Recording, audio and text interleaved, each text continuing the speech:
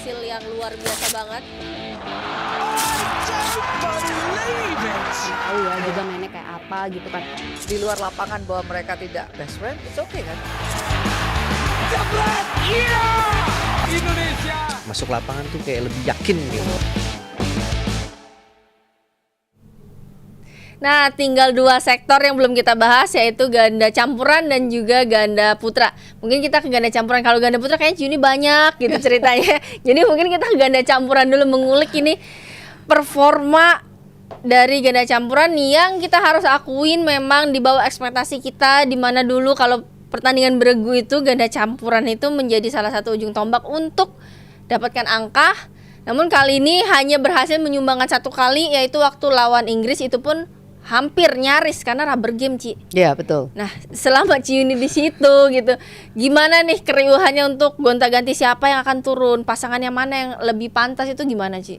Ya memang setiap pertandingan dievaluasi, kemudian dipikirkan lagi ke depannya lawan siapa dan siapa yang paling cocok diturunkan. Tetapi dari kombinasi-kombinasi yang ada yang diturunkan memang belum bisa mengambil poin. Terlepas ya karena kalau kita lihat kan mereka nih puter-puterannya udah sering lah, kayak Glo Kerehan, Glo Kerino. Bukan hal baru lah ya, Ci ya. Cuma memang itu depth yang masih menjadi pertanyaan kan, harusnya bisa ada angka untuk Indonesia, tetapi belum terjadi ketika melawan negara-negara lawan kita kecuali lawan Inggris ya. Debbie sendiri gimana? Ya, sebenarnya agak miris lah dengan hasil ini ya, agak berduka lah ya. Ini kayak menjadi salah satu sektor justru yang kali ini terlemah. Kalau dulu kita bilang oh agak susah nih poin untuk di sektor tunggal putri kalau dulu nih. Tapi kalau kayak sekarang, wah ini agak susah nih. Ini bisa nggak nih menang nggak nih gitu. Karena kemarin pun kita nonton waktu lawan India contohnya. Ini kan udah bukan lawan unggulan. Ini lawan pemain yang sebenarnya levelnya masih ada di bawah gitu. Dengan pengalaman pemain kita yang jauh lebih banyak, ini 100% nggak boleh lepas nih partai ini. Betul. Tapi justru kemarin berbalik, yaitu tadi 19-16, justru keadaan tuh berbalik dan jadi kalah gitu kan. Ini sebenarnya agak di luar dugaan juga, Ci. Kita sebagai penonton juga kaget, apalagi yang di situ ya, Ci ya. Lebih kaget lagi pasti kemarin. Iya, dan bahwa mereka yaitu poin-poin krusialnya sering kelepas ya, yang sayang banget. Membuatnya jadi kalah gitu Deb. Dan itu sebenarnya ketika kayak gitu kan mempengaruhi kepercayaan diri pemainnya. Jadi saya melihat ketika melewati hal-hal seperti itu, mereka mungkin jadi PD-nya menurun gitu ya Deb. Jadi tidak mudah juga pada akhirnya melawan negara-negara lain gitu sih. Mungkin ada faktor ketegangan juga pastinya, terutama bagi Rehan, karena kan dia pertama kali Sudirman Cup dan dia baru ikut setelah dia jadi pemain profesional lah ibaratnya, dan dia diturunkan otomatis dengan lawan India yang lebih di bawah sih sebenarnya. Ini harusnya nyumbang poin. Dan kalau kita beralih dari India, ada kejadian juga waktu kita lawan Denmark, Ci. Ini yang aduh ini sih kontroversial. Iya, nyebelin banget sih, karena kan sebenarnya itu poin-poin kritis dan itu outnya jauh banget. Kita nonton berulang-ulang kali, itu jauh dan tidak menyentuh sama sekali. Tapi memang itu tuh nggak bisa dirubah ya keputusannya. Kita nggak bisa minta protes atau apa gitu. Tidak bisa, karena si wasit ini udah bilang game. Jadi ya udah, permainannya harus selesai. Kita sampai bilang untuk dilihat lagi ulang videonya. Tapi itu pun mereka jawab nggak apa-apa dilihat, tapi tidak akan merubah keputusan. Dan apalagi kalau menurut si wasit, si line judge-nya itu juga service judge-nya juga sudah menyatakan confirm itu kena raketnya si Rinov. Jadi dari situ dia tambah yakin. Oh, jadi itu dikonfirm juga bahwa itu dikonfirm ke service, karena kan posisinya di sana lebih dekat ke service jetnya. Matanya plus kayaknya tuh. Nah, itu kurang normal mungkin. Gimana ya. Tuh? Bukan minus tuh, plus karena kayaknya. udah jatuhnya jauh. Iya, dan itu jauh banget. Terus Rinovnya masih di mana? Itu kan, itu sih kita kaget tiba-tiba game gitu. Hah? Dan terus lawannya tuh sebenarnya sadar itu juga harus poin dia gitu. Enak-enak nggak enak tuh gitu. Iya, maksudnya pada saat itu dia yakin oke sebenarnya jadi 2-1 sama. Iya, Kan itu iya. lagi setting. Bener. Kayak gitu. Tapi tahu-tahu game gitu kita juga kaget. Wih, game dari mana gamenya kayak gitu. Nah berarti kalau pada posisi itu Ci, terus kita angkat tangan nih, kita minta kan untuk misalnya di-review ulang di saat itu juga itu, tapi nggak bisa ya? Nggak bisa. Oh dia nggak akan mereview langsung di layar seperti itu? Tidak. Dan dia sudah katakan game berarti permainan di game itu selesai. Itu dimenangkan salah Denmark itu. Dan katanya PBSI juga udah kasih surat protes ke BWF Ci. Sudah. Dan kita lagi menunggu, kita minta investigate dari permainan itu. Iya, Karena iya, udah iya, sangat terlihat jelas, bahkan tuh langsung ada potongan gambar ulang yang itu di kamera kelihatan jelas banget kan gitu. Nah kita lagi menunggu hasilnya. Cuman yang kita pengen adalah apa nih solusinya? Ke depannya nih. Iya, jangan cuma mengakui bahwa itu kesalahan wasitnya. Wasitnya memang akan terkena peringatan, pasti akan ada punishment. Tapi kan merugikan Indonesia, apalagi kalau Indonesia kalah. Bener banget sih itu. Bener kan? Karena itu game kedua kita menang loh. Iya. Iya betul. Itu kan bisa aja kita sebenarnya menang street. Bisa terjadi seperti itu. Jadi ya itu yang kita ya pasti akan mengusulkan ke BWF mungkin ke depannya gimana. Apakah kalau wasit memutuskan sesuatu yang salah itu kan obvious banget. Kalau itu salah tuh gede, kelihatan banget lah. Bukan yang tipis-tipis gitu loh. Bener itu mah jauh banget. Itu akan ada kebijakan gimana kayak gitu supaya jangan merugikan ya dalam hal ini sekarang Indonesia. Tapi kan bisa aja nanti negara lain juga seperti itu kayak gitu. Nah itu kita melihat ya Glo-nya tuh sempat nangis ya. Iya benar, begitu pindah lapangan tuh dia nangis tuh. Karena ya lagi nyusul, tuh posisi lagi nyusul. Bener, harusnya setting lagi. Lagi enak iya. Ya tapi itulah permainannya, selalu bisa terjadi hal-hal seperti itu sih Dep. Itu kan pasti ada kekecewaan, ada kekesalan juga, ada aduh sebenarnya masih bisa tuh ada perasaan seperti itu. Up and down lah Ci, maksudnya mentalnya. Tapi besoknya akhirnya dipercaya untuk turun kembali waktu lawan Thailand. Apa Ci yang jadi pertimbangan? Oh mereka nih tetap yang harus turun, kenapa enggak yang lainnya? Ya karena secara permainan mereka bermainnya tidak jelek pada saat melawan Denmark. Hanya kita melihatnya faktor non teknisnya mengganggunya cukup besar. Yang di game pertama ya, maksudnya tuh kayak apa sih ada hal yang kebawa dalam pikiran mereka lah kayak gitu ya. Dan kita melihat permainannya masih oke dan bisa untuk melanjutkan perlawanan menghadapi Thailand. Tapi sekali lagi ya, lawannya juga Decapon dan Supisara yang beda kawasan lah, satu Eropa, satu beda Asia. Kawasan. Cara mainnya beda loh deh, ya kan. Dan itu dengan kecepatan itunya tuh udah nggak bisa mengimbangi juga. Iya kemarin tuh agak kelihatan sedikit gitu. Ya, karena Debbie gimana lihatnya? Iya lihat berapa kali tuh bola-bola apalagi udah di lini depan gitu. Kayaknya tuh kakinya tuh udah nggak bisa untuk ngejar lagi gitu. Kayak udah mati gitu udah. Oh, ini udah terlalu capek, kayak udah nggak tahu capek atau dia juga ada ketegangan, itu kan bikin kaki gitu jadi lebih berat, lebih apa.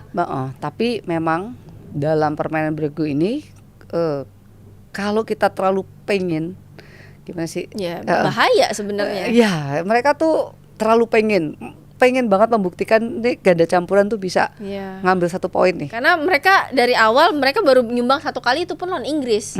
Nah itu ada keinginan begitu malah tidak bisa mengeluarkan permainan normalnya gitu. Itu yang terjadi sih pada saat menghadapi Thailand. Karena mereka ingin nunjukin bahwa gue bisa kontribusi ini, gue bisa kasih yang terbaik, tapi justru ya berbalik jadinya. Jadi untuk beban diri sendiri juga, terutama juga kemarin Decapon sama Supisara tampilnya juga oke. Mereka juga jarang melakukan kesalahan-kesalahan sendiri. Itu bikin pasangan kita juga jadi lebih di bawah tekanan lagi. Speed juga kemarin kita harus akuin Speed sama Power udah kalah sih kemarin. Betul. Nah kenapa Ci yang dipertanyakan, kenapa nggak coba menurunkan Mentari? Pertimbangannya apa Ci waktu itu Ci? Di mana? Di waktu lawan Decapon. Maksudnya ceweknya kenapa nggak diganti dulu nih gitu? Karena kita melihat Glo ini sepanjang permainan nih lumayan stabil lah gitu ya. Maksudnya bukan sesuatu yang bisa jomplang nggak bagus. Sedangkan Mentarinya belum dipasang-pasang lagi gitu kan. Nah ini juga menjadi satu pemikiran. Tapi tentang kesiapannya, tentang partnershipnya ini Rinov dan Glo ini kita menganggapnya ya pas dan paling siap lah begitu untuk menghadapi berarti pertandingan selanjutnya itu berarti lawan Thailand. Iya. Mungkin jadi dari secara tipe permainan yang paling bisa mendekati lah ya. Kita juga pasti lihat dari situ juga dan kesiapan masing-masing atletnya, karena kalau beregu itu biasanya pasti akan ditanya gimana kondisinya dan lain sebagainya. Jadi nggak main langsung pasang juga sebenarnya. Betul. Oke, kalau kita beralih dari ganda campuran ke ganda putra, ini salah satu sektor yang kemarin tuh bikin kita juga deg-degan banget. Tapi penampilannya secara keseluruhan bisa dibilang oke loh, Ci. Oke, pakai banget. Iya, maksudnya jarang ada penampilan yang mainnya lagi nggak enak nih, mainnya jelek, enggak juga gitu. Iya benar. Dan bahkan kalau lihat yang paling epic ya itu lawan Kim Astrup sama Anders ya. Iya. Itu kakinya agak mainnya Sakit ya, Ci, itu dia. Ya sakit banget itu karena salah landing kan. Dia kalau napak aja udah nggak enak. Kan udah kelihatan banget pada saat game kedua tuh Iya, di mainnya kan dia lebih ngandelin satu kaki tumpuannya Bener. untuk main. Kayak gitu kita berpikir aduh ini Daniel nyerah nggak ya gitu. Maksudnya sakit deh. Maksudnya buat poinnya juga masih 15-an waktu dia kelihatan banget lah sakitnya itu ya. Bahkan minta dikasih ini akhirnya deker kan, dipasangin deker.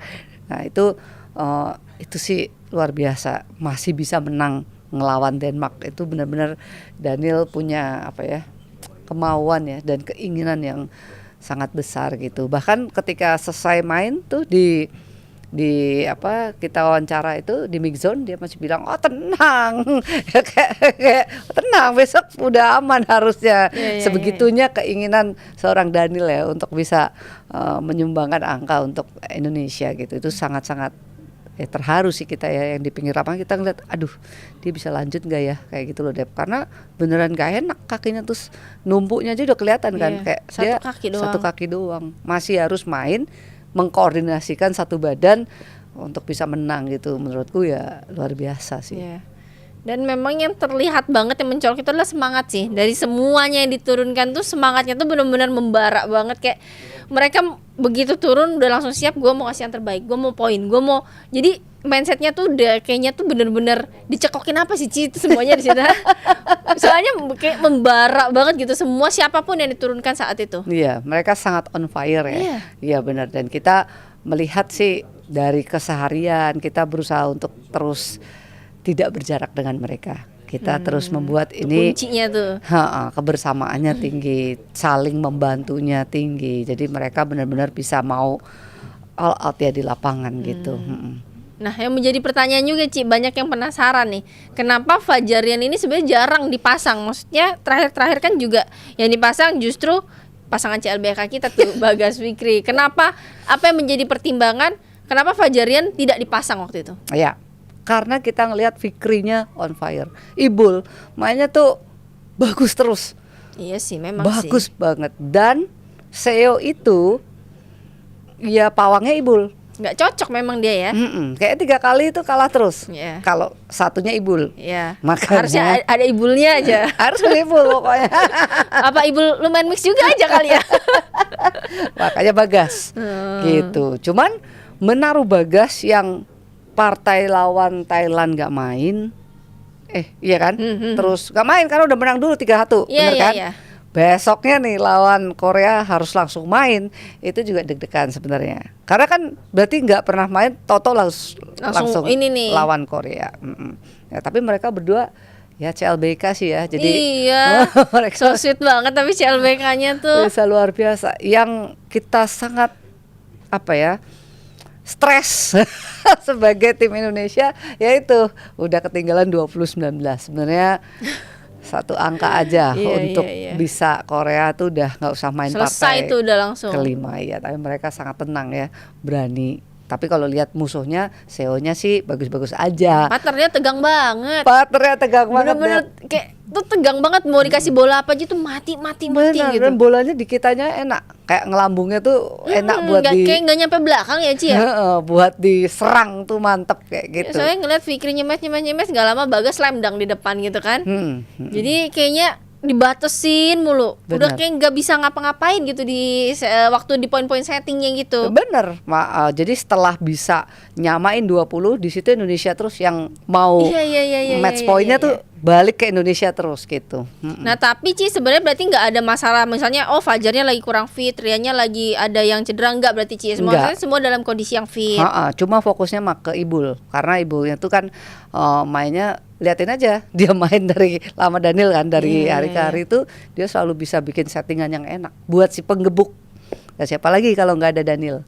Benar, Bagas pilihannya. Bagas. Benar. Bul, semua karena lu Bul. Iya Bul. Bisa kali coba main mix kalau lawan si sama cewek boleh lah si Bul sekali main ya. Kan soalnya ininya ya kayak pawangnya. Jadi boleh nih main mix. Boleh lah sekali main sama Lisa juga boleh lah ya. Ya pokoknya tapi apresiasi saya tinggi-tingginya buat seluruh tim siapapun yang kemarin baik yang diturunkan walaupun tidak diturunkan mereka tuh luar biasa banget. Nah ini kita juga mau lihat nih ada video perjalanannya lengkap. Coba mana kita pernyataan dari kapten kita, mana Kapten Jojo? Ya, memang kalau kita lihat dari hasil mungkin belum sesuai dengan harapan kita. Tapi saya sebagai kapten percaya oleh teman-teman semua sangat mengapresiasi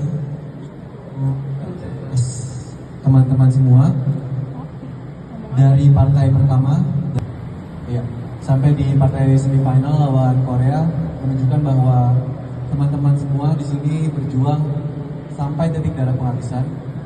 Terlihat perjuangan mereka semua dari partai pertama sampai dengan partai kelima itu permainan mereka sangat-sangat luar biasa.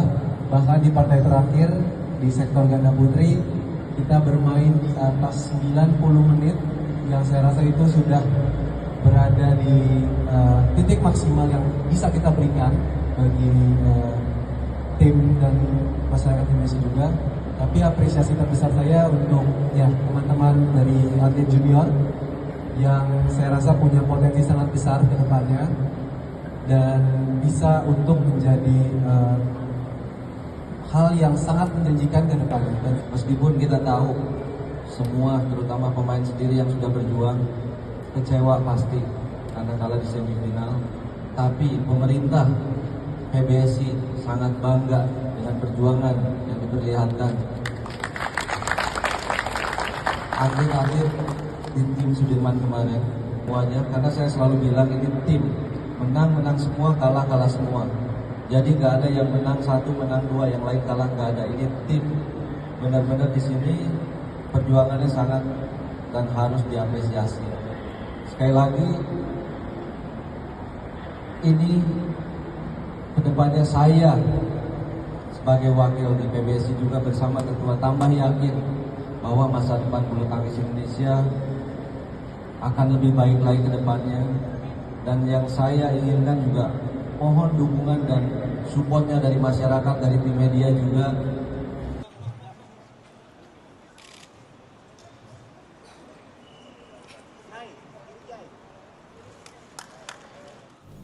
Ya, yang menjadi sorotan adalah apresiasi semangat juang para atlet-atlet muda yang penampilannya luar biasa dan yakin katanya ke depannya akan lebih baik lagi. Ngomong-ngomong, public speakingnya Jojo tambah bagus ya Ci ya? Iya benar. Benar juga loh Jo. Nah tapi kalau dari Ciuni sendiri merangkum dari keseluruhannya ini, apa Ci yang mau disampaikan nih? Ya, yang pertama memang kita merasa dalam kepengurusan PBSI yang sekarang ini kita mempunyai satu program ya Dep, yang mana itu masih keberhasilannya belum maksimal di tengah-tengah kita berjalan ini. Tapi Sudirman Cup ini memberikan kita satu hal yang sangat positif. Maksudnya oke, kelihatan nih hasilnya ada.